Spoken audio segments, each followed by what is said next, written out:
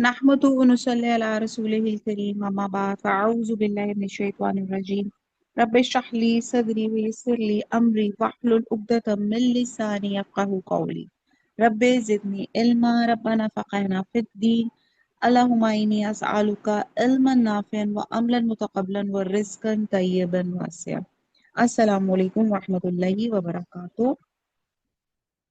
अल्हम्दुलिल्लाह जी, हमारा 26वां पारा चल रहा है और सूरह काफ जो है हमारी जो है कंप्लीट हुई थी और आज हमने सूरह जारियात करनी है। आयत नंबर 13, यौमा जिस दिन हम वो अलन नारी ऊपर होंगे आग के, युफ्तानून युफ्तानून युफ्तानून में लफ्ज क्या निकला? फितना, फितने में पड़े होंगे, इनको अजाब दिया जाएगा, तपाए जाएंगे। अजाब, रसवाई, तमाम चीजें इसमें फितने में आती हैं।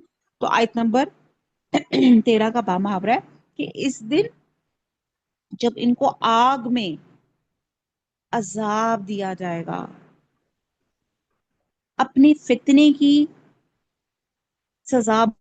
हम आयत नंबर 13 में थे जिसका बा मुहावरा है कि जब इनको आग में अजाब दिया जाएगा। यहाँ फितने की बात हो रही थी कि ये कौन सा फितना है।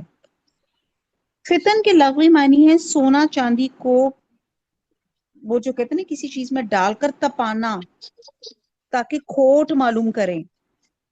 और साबका आयत में ये अल्फाज इन्हीं मायनों में इस्तेमाल हुआ है। और फितना का लफ्ज दरअसल आजमाइश के मायने में आता है, जिसमें सख्ती भी पाई जाती है और अक्सर बुरे मफहूम में इस्तेमाल किया जाता है। इन्हीं के इसकी मायने है आजमाइश, दुख, रंज, रुसवाई, शरारत, इबरत, अजाब, मर्ज और फतान। ऐसे शर अंगेज इंसान और शैतान है। और जिससे ये पता चलता है, एक तो ये फितना, यही पता चल गया कि फितना है, और दूसरा इसका मतलब है अजाब लिया गया है। और ये होगा कि अपनी शरारतों का बदला या अजाब का मजा चखो, ये इसे मुराद है। आयत नंबर 13 के इस दिन उनको आग में अजाब दिया जाएगा। और जैसे भी ये 14 भी मैंने बता दी। अब ज़ौक़ु, ज़ौक से मजा चखो, फितनातकुम, फितनातकुम अपने शरारत का, अपने इस फितने का, हाजा ये अल्लाजी वो जो, कुंतुम थे तुम, बिही साथ इसके, तस्ताजिलून, उजलत उर्दू का लफ्ज है, जिसकी तुम उजलत मचाते थे, जल्दी मचाते थे। तो आयत नंबर 14 है कि अब अपनी शरारत का मजा चखो, ये वही है जिसके लिए तुम जल्दी मचाया करते थे। आयत नंबर 15 है, इन्नल मुत्तकीना बेशक, मुत्तकीना परहेजगार, जन्नतिन बागात, व अयून और अयून और चश्मे, बा मुहावरा बेशक परहेजगार बहिश्तों और चश्मों में ऐश कर रहे होंगे। सुभान अल्लाह। अब यहाँ पे बताया जा रहा है कि जो लोग फितना करते थे, अल्लाह ताला उनकी नाफरमानी करते थे, उनको अल्लाह ताला ने ये पहली जो 13-14 आयात में उनको बताया गया कि तुम अजाब का मजा चखो। और इसी चीज की तुम मुजलत मचा रहे थे, ठीक है, जल्दी कर रहे थे कि वो जो अजाब है बताओ जरा, लेकर आओ, जिस अजाब का हमें तुम डरावा देते थे लेकर आओ। और अजाब के लिए जल्दी मचाना अपने आप से दुश्मनी है जिसकी वो बचा रहे थे। ठीक है जी। और बात चीजें ऐसी होती है जिनके बताने से इंसान को पूरी समझ आ ही नहीं सकती। मसलन जिस शख्स ने आम ना खाया हो, उसका मजा पूरी तरह ज़हन नशीन नहीं कराया जा सकता। और आम तो खैर सभी ने खाया है। जैसे मैं चीकू की बात करूं, मैं कोई कीवी की बात करूं, जो इतना, एवोकाडो की बात करूं, ये वो फल है कि जो कम कम लोगों ने खाए हैं। जब तक हम खाएंगे नहीं, हमें समझ नहीं आएगा उसका फल का टेस्ट क्या है। तो यहाँ पे ये कि जिस शख्स ने कोई वो फल, यानी कि जैसे समझे कि कीवी ना खाया हो, उसका उसको मजा ही नहीं पता हो कि वो क्या है, और जब उसे कीवी खिलाया जाए कि ये कीवी है, ये इसका मजा है, तो इन کافروں پہ کوئی اللہ کا عذاب نہیں آیا تھا، اگر آ بھی جاتا تو ہلاک ہونے والوں کو بعد میں کیا بتایا جا سکتا تھا، کیونکہ آخرت میں چونکہ موت نہیں ہوگی، لہٰذا اس دن ان کو عذاب دے کے بتایا جائے گا یہ ہے اللہ کا عذاب، اب اس کا مزہ چکھ لو، یہی وہ عذاب ہے جس کے تم جلدی میں چاہ رہے تھے، اجلت کر رہے تھے اور مذاق اڑا رہے تھے، یہ اللہ کی مہربانی کہ اس نے اس وقت تمہیں یہ مزہ نہیں چکھایا اور مہلت دیتا رہا، مگر تم خود اپنے دشمن تھے جو جلدی عذاب کا مطالبہ کر رہے تھے۔ تو یہاں جو بات بتائی جا رہی ہے کہ مزہ چکھو اس چیز کی جس کی تم اجلت، جس کے تم کہہ رہے تھے کہ جلدی جلدی ہو جائے۔ آیت نمبر 15، یہ تو ہو گیا 14، اور پھر 15 میں تھا کہ اب یہاں پہ بتایا جا رہا ہے کہ پرہیزگاروں کے ساتھ اللہ سبحانہ تعالیٰ ان کو کیا نعمت عطا فرمائیں گے، یعنی کہ اللہ تعالیٰ انہیں جو بھی نعمتیں عطا فرمائیں گے، اور وہ کون ہوں گے؟ متقین ہوں گے، ان کو کیا دیا جائے گا؟ جنات، سوری، جناتن و عیون، بہشتوں اور چشموں میں عیش کریں گے، سبحان اللہ۔ اور اگلی آیت ہے آیت نمبر 16،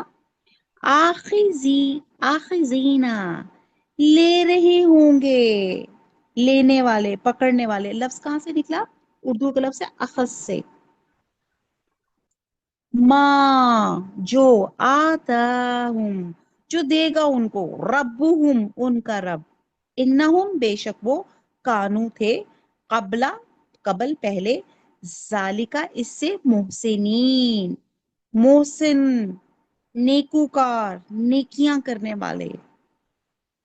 آیت نمبر 16 کا با محاورہ ہے، اور جو جو نعمتیں ان کا پروردگار انہیں دیتا ہوگا ان کو لے رہے ہوں گے، بے شک وہ اس سے پہلے نیکیاں کرتے تھے۔ اب یہاں پہ جنت میں اچھی جزا پانے کے لیے آپ نے دنیا میں ہی محنت کرنی ہے۔ دنیا عمل کی جگہ ہے، مہلت کی جگہ ہے، بہت ڈیٹیل سے ہم نے بہت جگہ پڑھا، انسان ہے، نسیان ہے، غلطی بھول چک ہوتی ہے، فوراً اللہ سے معافی مانگے، اس کو ڈھٹائی کے ساتھ، اس کو ضد کے ساتھ لے کے نہ بیٹھا رہے کہ چلو آخری دفعہ ہی کر لوں گا، وہ نیکیاں کرے۔ یہ آخرت، دنیا آخرت کی کھیتی ہے، جو دنیا میں آپ بیج ڈالو گے اس کا ہمیں پھل آخرت میں ملے گا۔ جب ہم دنیا میں جامن جب ہم بوتے ہیں تو اس میں سے آم نہیں نکل سکتا، تو ہاؤ کین اٹ بی کہ ہم نے اگر نیک ڈیڈز نہیں کیے تو ہمیں ان نیک ڈیڈز کا ہمیں پھل آخرت میں نہ ملے؟ اگر آپ نے جو کام کیا ہی نہیں تو اس کی ہمیں صرف آپ کی تمنا کرنے سے کہ اللہم انی اسالک جنت الفردوس، مجھے جنت الفردوس عطا فرما دے، اور اس کو کرنے کے لیے آپ نے کوئی کام نہیں کیے تو آپ کی صرف تمنا سے مل جائے گا؟ اس کے لیے آپ کو محسن بننا پڑے گا، نیکی کرنے والا بننا پڑے گا۔ تو اللہ تعالیٰ فرماتے ہیں کہ یہ جو نعمتیں اللہ تعالیٰ ان کو دے گا، اور وہ کیا ہوں گے؟ بے شک وہ اس سے پہلے نیکیاں کرنے والے ہوں گے۔ اچھا جی، اب یہاں پہ آگے آئے گا کہ وہ کیسی نیکیاں کرنے والے ہیں، اور اللہ تعالیٰ سے ہم دعا مانگے یہ کہ یہ جو محسنین کی صفات ہیں وہ ہمارے اندر، سب کے اندر بدرجہ اتم آ جائیں۔ آیت نمبر 17 میں اب وہ خصوصیات ہیں جن میں انشاءاللہ تعالی ہم سب نے جنت میں جانا ہے، یعنی اللہ تعالیٰ انہیں جو بھی نعمت عطا فرمائے گا اسے خوشی سے قبول کریں گے، اور یہ ان کے ان نیک اعمال کا بدلہ ہوگا جو وہ دنیا میں کرتے تھے۔ اور ان اعمال کا ذکر جو ہے، اب ہم محسنین کی خصوصیات پڑھتے ہیں، آیت نمبر 17۔ اللہ سے دعا مانگتے ہیں اللہ تعالیٰ یہ تمام کوالٹیز ہم سب کے اندر آ جائیں۔ نمبر 1 ہے، اچھا پہلے آیت نمبر 17 دیکھ لیتے ہیں۔ آنو تھے، قلیلاً، قلیل اردو میں بھی قلیل ہوتا ہے تھوڑا، من اللیلی، من سے لیل رات، ما جو، یحجعون، یحجعون، یحجعون ہوتا ہے سو کر اٹھنا، اور یہاں مراد تہجد کا ٹائم لیا جا رہا ہے، آپ دیکھ رہے ہیں نا، تہجد ہے جے، تہجد مراد یہ ہے، با محاورہ اس کا یہ ہے کہ رات کے تھوڑے سے حصے میں سوتے تھے، یہ ان کی پہلی کوالٹی ہے، رات کو جاگنا۔ یعنی کہ وہ رات کا اکثر حصہ جاگ کر اللہ کی عبادت اور ذکر کیا کرتے تھے. اور سورہ مزمل میں اس کی تفسیر یوں بیان کی جاتی ہے کہ اگر راتیں اور دن برابر ہوں تو رات کا آدھا حصہ، راتیں چھوٹی ہوں تو آدھی رات سے کچھ زیادہ، اور لمبی ہوں تو آدھی رات سے کچھ کم. اور بعض اسکالر اس کا مطلب یہ لیتے ہیں کہ رات کے پہلے حصے میں یا درمیانی حصے میں یا آخری حصے میں اللہ کی عبادت کی جائے. اور مکی دور میں یہی صورت ہوتی تھی کہ بعد میں سورہ بنی اسرائیل میں تہجد جو ہے وہ تعین ہو گئی. تو یہاں پہ جو ہے جے آئین حج، اس کے معنی ہے غفلت کی نیند سونا یا گھوڑے بیچ کر سونا، دنیا و مافیہا سے بے خبر ہو کے سونا، وہ جب ساؤنڈ سلیپ میں جاتے ہیں. اور تہجد یعنی کہ ہجود کے معنی ہے رات کو سونا بھی اور جاگنا بھی، کبھی سونا اور کبھی جاگنا. بظاہر اس آیت سے جو معلوم ہوتا ہے کہ وہ رات کو تھوڑا ہی حصہ سوتے تھے، تو اس کا مطلب یہ ہے کہ وہ اللہ کی یاد سے غافل اور گھوڑے بیچ کر نہیں سوتے تھے، بلکہ سوتے جاگتے اللہ کی یاد رہتی تھی. سبحان اللہ، یہ ان کی پہلی خصوصیت. آگے پڑھتے ہیں دوسری، وَبِالْأَسْحَارِ آیت نمبر 18، اور بالاسحاری سحر کے وقت، صبح کے اوقات میں، ہم وہ یستغفرون استغفار کرتے تھے، بخشش مانگتے تھے. آیت نمبر 18، اور اوقات سحر میں بخشش مانگا کرتے تھے.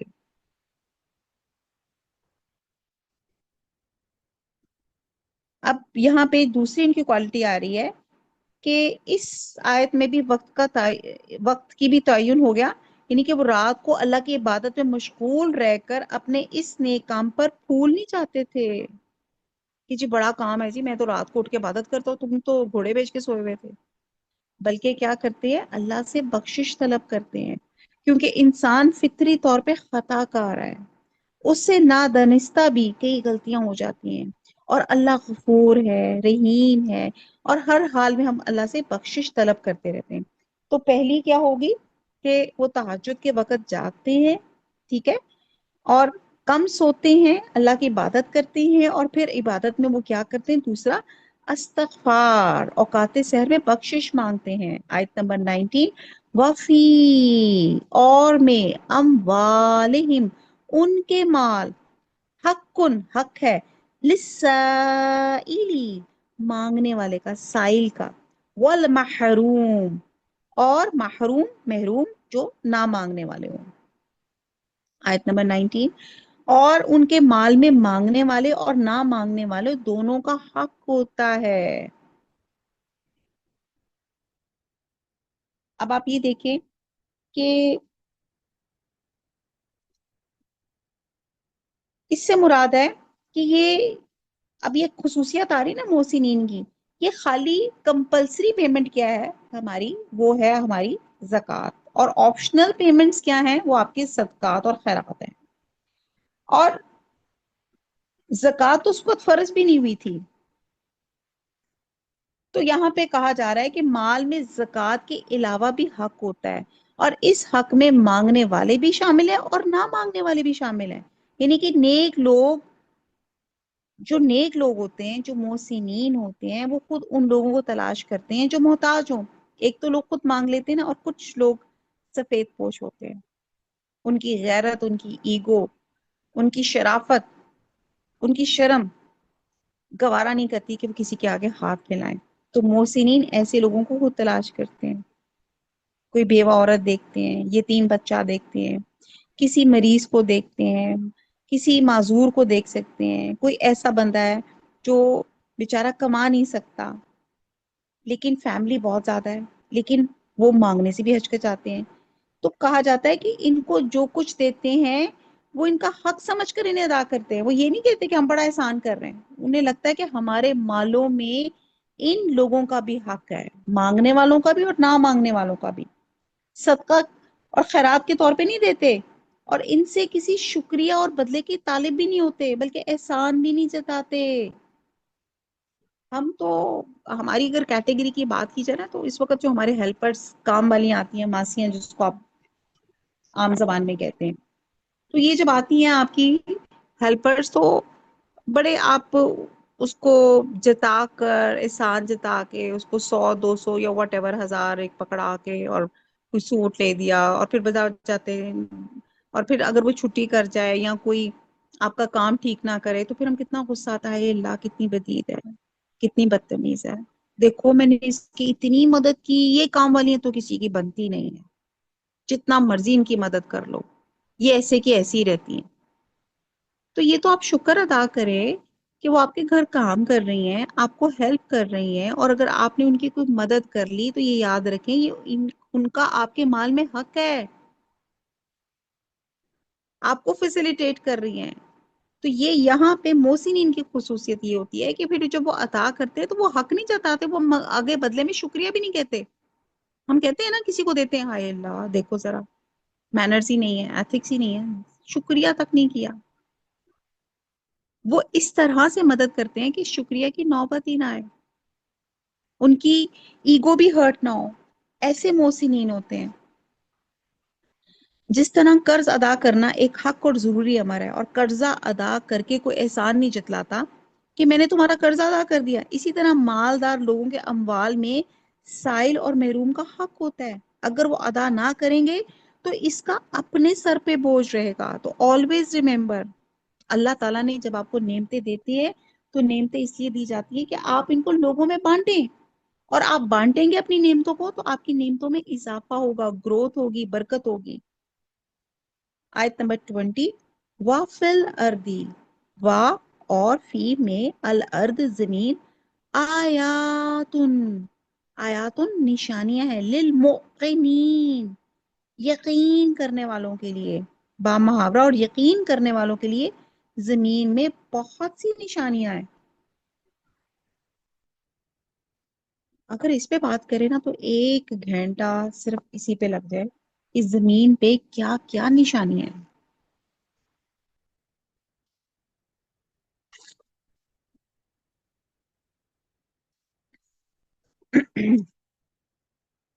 اچھا جی، اب زمین پہ نشانیوں سے پہلے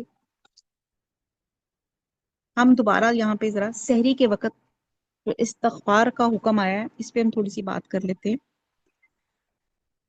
تہجد جو تھی حضور صلی اللہ علیہ وسلم پہ کمپلسری تھی، اور ہم عام مسلمانوں کے لیے آپشنل ہے، اور تہجد پڑھنے کی بے انتہا فضیلت ہے۔ یہ ایک کال ہوتی ہے رات کو جب ہماری نیند کھلتی ہے نا، آپ سوچا کریں یہ اللہ کی کال ہے کہ اٹھو اور اٹھ کے اللہ کا ذکر کرے۔ اگر آپ سے اٹھا نہیں جاتا، آپ بیٹھے بیٹھے بجائے یہ کہنے ہائے اللہ کیوں میری نیند کھل گئی، ہائے میری نیند خراب ہو گئی، ہائے مجھے تو نیند ہی نہیں آ رہی، اب میں کیا کروں گی، بجائے یہ کہنے کی یہ سوچا کریں آپ کو ایک بلیسنگ ملی ہے رات کے وقت، اللہ تعالیٰ نے آپ کو کال کر کے اٹھایا، اٹھ میرے بندے مانگ، کیا مانگتا ہے، اللہ کی تسبیح کرے، کچھ نہیں تو اللہ اکبر کہہ دے، تیسرا کلمہ پڑھ لیں، اللہ سے دعا مانگ لیں، چوتھا کلمہ پڑھ لیں، اتنی فضیلت ہے۔ تو یہاں پہ وقت سحر قبولیت دعا کے لیے بہترین وقت ہوتا ہے، جب رات کا آخری تہائی حصہ رہ جاتا ہے، یعنی کہ 1/3، تو اللہ تعالیٰ آسمان دنیا پہ نزول فرماتے ہیں۔ اور یہ ہم سمجھتے شاید رمضان میں ہی ایسے ہوتے ہیں، اللہ تعالیٰ رمضان نان رمضان جب بھی یہ تہجد کا وقت ہوتا ہے، اللہ سبحانہ تعالیٰ آسمان دنیا پہ نزول فرماتے ہیں اور ندا دیتے ہیں، کیا آواز دیتے ہیں، پکارتے ہیں، ہے کوئی توبہ کرنے والا میں اس کی توبہ قبول کروں، ہے کوئی بخشش مانگنے والا میں اس کو بخش دوں، کوئی سائل ہے میں اس کے سوال کو پورا کروں، یہاں تک کہ فجر طلوع ہو جاتی ہے۔ اور اس سے یہ بھی پتہ چلتا ہے کہ قرآن اور سنت کی روشنی میں رات کا جاگنا، اور کچھ خاص طور پہ رات کے آخری حصے میں عبادت کرنا، اللہ کا ذکر کرنا، یہ بہت زیادہ افضل عبادت ہے، اور اس میں خصوصی طور پہ توبہ کرنا، اپنے گناہوں کی معافی مانگنا، استغفار پڑھنا افضل ہے۔ اگر آپ کو نماز نہیں بھی پڑھنی ہے، اور مطلب آپ اٹھنے کا اہتمام نہیں کر رہے، تو آپ لیٹے لیٹے استغفار تسبیح کثرت سے پڑھتے رہیں۔ آپ بجائے یہ سوچنے کہ ہائے اللہ میری نیند کھل گئی میں کیا کروں، خاموشی سے اللہ کا ذکر کرتے رہیں۔ اگر آپ کی ہمت نہیں ہے کہ آپ جا کے واش روم میں وضو کریں اور اس پر تہجد کے نفل پڑھیں، تو اللہ کو یاد کر لیں۔ اور اللہ سے معافی مانگ لیں، دعائیں کریں. یہ اللہ تعالیٰ کا تہجد کے وقت اللہ کا ایمرجنسی نمبر ہے. ویسے بھی اللہ کا فون نمبر میں نے آپ کو بتایا کیا ہے. فون نمبر اللہ کا فون نمبر ہماری نمازیں ہیں. اور تہجد کے وقت اللہ کا ایمرجنسی نمبر ہے. اگر آپ کو کوئی حاجت کوئی چیز ایسی چاہیے، تہجد کے وقت اٹھے اللہ سے مانگیں.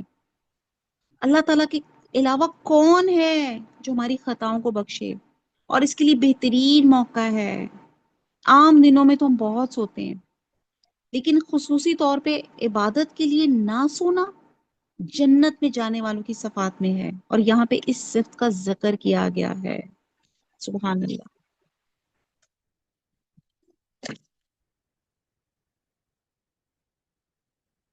تو بہرحال میں یہ محسنین کی صفات پڑھ رہی تھی، آپ کے ساتھ شیئر بلکہ کر رہی تھی.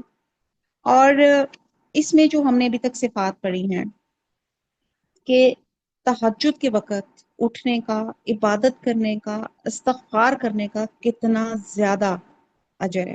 پھر ہم نے پڑھی کہ آپ کے جو اللہ تعالیٰ نے ہمیں مال عطا فرمائے ہیں، یہ اللہ تعالیٰ کی طرف سے عطا کرتا ہے. میں کوئی اپنی کوئی جہیز میں یا کوئی میں کوئی ایسے تو نہیں منہ میں کوئی سونے کا نوالا لے کر آ گئی. یہ واٹ ایور جو بھی بلیسنگز ہیں مال کے علاوہ، جو اللہ تعالیٰ نے علم کی بلیسنگ، دیکھنے کی، سننے کی جو بھی بلیسنگز ہیں، یہ اللہ تعالیٰ کی طرف سے ہیں. اس میں اب بلیسنگز میں یہ تب ہوں گی جب ان کا فائدہ تب ہوگا جب اسے اللہ کے لوگوں پہ استعمال کریں گے. تو یہاں پہ یاد رکھیں کہ اللہ تعالیٰ نے جو آپ کو مال دیا ہے، اس میں آپ کا سائل کا اور محروم کا حق بھی ہے. پھر اگلی آیت میں یہاں پہ اللہ تعالیٰ توجہ دلا رہے ہیں آیت نمبر 20 میں کہ زمین میں نشانیاں ہیں یقین رکھنے والوں کے لیے. اس سے مراد وہ نشانیاں ہیں جو کائنات میں ہر سو بکھری ہوئی ہیں. اچھا چھوڑیں، آپ اپنی ذات میں دیکھ لیں. انسان ایک مکمل اللہ کی نشانی ہے. کیا نشانی ہے؟ یہ جو ہم سانس لے رہے ہیں، سانس. اگر مجھے اپنے سانس کو چارج کرنا ہوتا، یو پی ایس پہ لگانا ہوتا، جنریٹر پہ لگانا ہوتا، یا میں نے ایک ریموٹ رکھا ہوتا ایکسہیل کرنے کے لیے اور انہیل کرنے کے لیے، تو سوچیں کیا سچویشن ہوتی ہماری. ہر وقت ہم اتنے ریموٹس لے کے پھر رہے ہوتے. ایک یا چلو ایک ہی ریموٹ میں ہم نے اپنے پورے باڈی کے فنکشننگ اس میں رکھے ہوتے. یہ انہیل ایکسیل کا بٹن دبایا، یہ سرکولیشن کا بٹن دبایا، یہ ایکسکریشن کا بلڈ بٹن دبایا، یہ فلانی چیز کا میں نے بتایا، یہ کڈنی، یہ میرے ہارٹ پمپ کا. کتنا مشکل ہوتا. کتنی بڑی نشانی ہے انسان کا جسم کہ آپ کو آٹومیٹک ہے، کوئی چارجنگ کی ضرورت نہیں ہے، کوئی یو پی ایس پہ لگانے کی ضرورت نہیں ہے، کوئی جنریٹر کی ضرورت نہیں ہے. آٹومیٹک سانس لے رہے ہیں اللہ سے، انہیل ایکسیل کر رہے ہیں الحمدللہ، ریسپائریشن چل رہی ہے، بلڈ سرکولیشن چل رہی ہے، ہارٹ پمپنگ چل رہی ہے. کتنی اندر سسٹمز ہیں جو عجوبہ ہیں، جو میریکل ہیں. کیسے چل رہے ہیں سارے کام؟ کون چلا رہا ہے ان کو؟ اتنے بہترین فنکشنز. میرے دادا جان ہوا کرتے تھے. بڑے لوگ نا کچھ ٹائم سے شرم میں کوئی چیزیں بتاتے نہیں. تو ایک دن ان کی بہت طبیعت خراب ہوئی، تو ذرا پوچھا تو پتا چلا کہ 3-4 دن سے مجھے یورن نہیں آیا. ڈاکٹر کے پاس لے کے گئے، ڈاکٹر صاحب نے کہا کہ اگر ذرا ان کا آپ تھوڑی سی ڈیلے کرتے تو ان کا یورینری بلیڈر پھٹ جاتا. تو کتنی بڑی نعمت ہے یہ جو ہم یورن کرتے ہیں، اسٹول پاس کرتے ہیں. پوچھیں ان سے جن کو کانسٹیپیشن کی پرابلم ہے. اسی لیے اللہ تعالیٰ نے کہا نا غفرانہ کا، باتھ روم سے نکلے اللہ کا شکر ادا کریں. شکر کتنی اللہ تعالیٰ نے ہمارے لیے سہولتیں رکھی ہوئی ہیں ہمارے باڈی میں ہمارے لیے. تو انسان کا پورا جسم ہی عجوبہ ہے، نشانی ہے اللہ تعالیٰ کی. تو کائنات کو دیکھنے سے پہلے اپنے آپ کو دیکھیں. اچھا جس گھر میں بیٹھے ہیں اس کو دیکھیں، الحمدللہ چھت دی ہوئی ہے. بچوں کو دیکھیں، ہسبینڈ کو دیکھیں، اپنے رشتے داروں کو دیکھیں، اپنی اللہ تعالیٰ نے جو نعمتیں آپ کو جی دی ہیں ان کو دیکھیں. پھر اس کے بعد باہر نکلیں، کائنات کو دیکھیں، آسمان کو دیکھیں، زمین اور آسمان دیکھیں. سبحان اللہ. رات اور دن کو آنے جانے کو دیکھیں، موسموں کی تبدیلی دیکھیں. اب آپ دیکھ لیں کہ اس وقت کون سا موسم چل رہا ہے. گرمیاں جانے کو ہیں، سردیاں آنے کو ہیں. بارش کا نظام دیکھیں جس سے مردہ زمین زندہ ہو جاتی ہے. جیسے ابھی ہم نے یہ جو ہم نے پڑھی ہے سورہ، یہ جو ساریات ہم نے پڑھی، اس میں ہم نے کیا دیکھا کہ हवाओं की मुख्तलिफ किस्मों का जिक्र है, और वो किस्मों का जिक्र करने के बाद अल्लाह ताला क़यामत की आमद का यकीन दिलाते हैं कि जिस रब ने हवाएं भेजी हैं और कायनात का इंतजाम तुम्हारे सामने है, वही रब क़यामत लाने वाला है, और उसी के हुक्म से क़यामत भी आएगी। और ये बिल्कुल सच्ची बात है, तुम्हारे अमाल पे सजा या जजा जरूर मिलेगी। अल्लाह ताला ये बात करके इंसान को अल्लाह की निशानियों पे कर रहे हैं। गौर करो, गौर करो। मुख्तलिफ किस्म के नबातात, गल्ले, फल लगाना, और इसी पैदावार पैदावार से सारी मखलूक के रिस्क की फराहमी। गौर करते जाए अल्लाह की निशानियां। आप देखिए कि एक ही जमीन होती है, एक दफा फसल लगती है, जब उसको काटते हैं फिर दोबारा उसमें फसल लगती है। जमीन क्या है? मुर्दा। पानी क्या है? मुर्दा। लेकिन जब उसको दोनों आपस में मिलते हैं अल्लाह के हुक्म से, उसमें से जिंदगी निकलती है। जमीन के अंदर मदफून खजाने हैं, माइंस हैं। जिस वक्त अल्लाह ताला चाहते हैं, जिस वक्त इंसान को जरूरत होती है, वो खजाने बाहर आ जाते हैं। समुद्रों, पहाड़ों, बल्कि कायनात की अक्सर चीजों और चौपायों पर इंसान की हुक्मरानी है। किस तरह रूल करता है इंसान, ऐसी निशानियां हैं। मैं तो बात करूं तो 2 घंटे इसी पे लग जाए।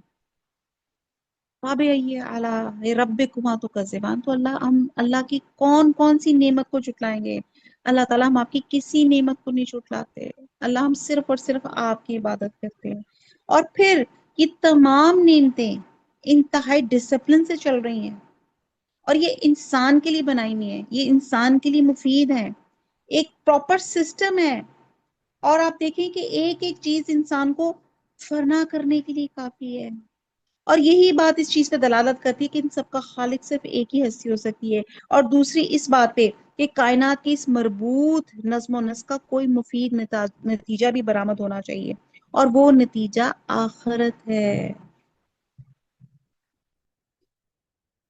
आयत नंबर 21, वफी, और तुम्हारे अनफुसिकुम, तुम्हारे नफूस में, तुम्हारे नफ्स में। आफला, हमजा के ऊपर जबर क्या, फा मैंने पस, ला मैंने नहीं। तुबसिरुन, त तुम, और आगे बसारत, क्या बस तुम नहीं देखते? और बा मुहावरा आयत नंबर 21, और खुद तुम्हारे नफ्सों में, क्या तुम देखते नहीं? अल्लाह ताला शिकवा कर रहे हैं आपका नफ्स।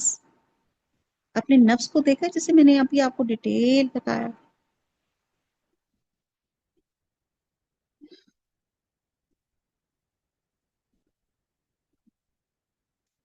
आयत नंबर 15 से लेके जो 19 तक थी, ये वो थी कि जो लोग रसूलों के लाए हुए इल्म के मुताबिक आखिरत पर ईमान लाए और आखिरत के घर को पेश नजर रख के अल्लाह के अहकाम की पैरवी की, दिन को वो अल्लाह के दीन को कायम करने की कोशिश करते थे, और रात को अल्लाह के हुजूर क़याम करते थे, अपने गुनाहों के लिए माफिया मांगते थे, अपना माल अल्लाह के लिए, दीन को सरबुलंद करने के लिए महरूम और साइल पे खर्च करते थे, अल्लाह के बंदों की जरूरियात का ख्याल करते थे।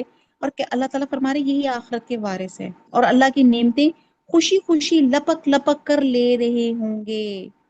आयत नंबर 20 और 21 पे है कि जमीन में और तुम्हारे अपने नफूस में निशानियां हैं। किस चीज की निशानियां? गौर व फिक्र करने से इस चीज की निशानियां मिलेंगी। इस कायनात को और इंसान को एक पैदा करने वाला है, और वो सिर्फ एक है। हेलो। जी जी। मैं सवाल कर लूं एक? जी जी, करे आप। हाँ साहिबा, मैं कह रही हूँ, वो जब पिछली दफा लास्ट जब वेडनेसडे था, तो आपने कहा था ना कि फरिश्ता आता है कब्र में, जिसको कुरान पाक नहीं आता वो सिखाता है। नहीं नहीं, ये मैंने नहीं कहा। ये नहीं मैंने कहा नहीं था कहा कि आपने कि जिसको नहीं। कुरान पाक नहीं ना आता, फिर जो मर जाता है, तो मैं जब मर जाऊंगी तो मुझे फिर फरिश्ता कुरान पाक सिखा देगा कब्र में? नहीं नहीं नहीं नहीं जी, कुरान पाक आपने जिंदगी में सीखना है। मैंने नहीं, आपसे, आपने अगर सुनने में मैं गलती हुई है। आपने आपने कहा अगर जिंदगी में नहीं आता ना तो वो फिर सिखा देते हैं, कब्र में मर नहीं, जाए तो। ऐसे मैंने कोई बात नहीं की। मैं थोड़ा सा रिपीट कर जाती हूँ, ताकि आपके ज़हन में जो कंसेप्शन है, मिसकंसेप्शन है, वो दूर हो जाए।